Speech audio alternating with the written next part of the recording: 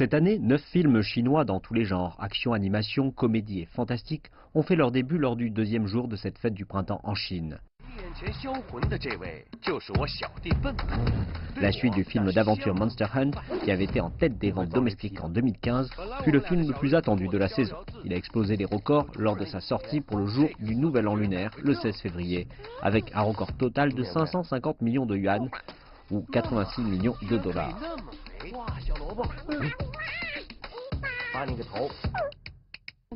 J'ai acheté le ticket pour Monster Hunt 2, c'est bien, l'histoire m'a vraiment ému et les effets spéciaux sont impressionnants.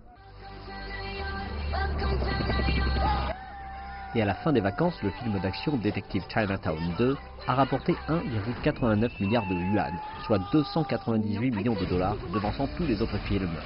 Ces chiffres du box-office ont été stables et les critiques ont été très positives durant 6 jours. Et la superproduction militaire violente Operation Red Sea suit un style similaire à celui du réalisateur chinois Wu Qing pour Wolf Warrior 2.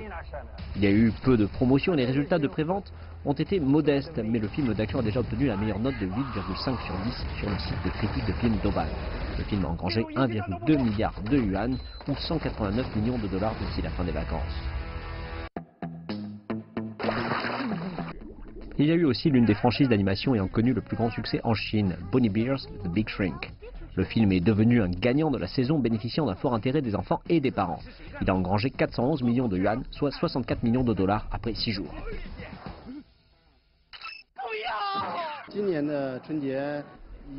Le public lors du second jour du Nouvel An chinois a été supérieur à l'année passée.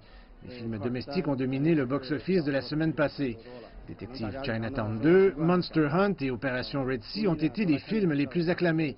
Je pense que cela s'explique par la très haute qualité de ces films.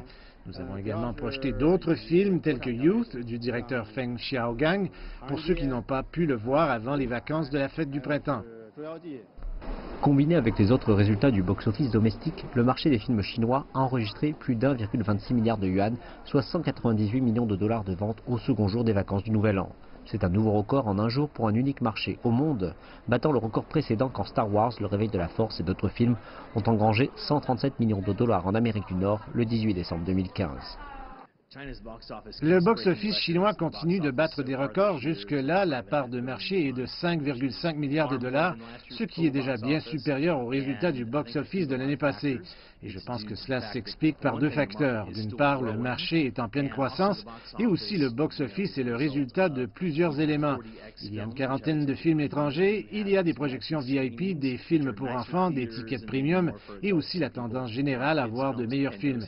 Et c'est ce vers quoi les gens s'orientent. Plus de 30 films domestiques seront diffusés de façon rapprochée en février et les observateurs déclarent que le dynamisme de la fête du printemps indique l'immense potentiel du marché chinois du film. Mais une intense compétition sur ce marché domestique pose aussi des défis pour les producteurs de films visant à satisfaire de nouveaux passionnés du 7e art.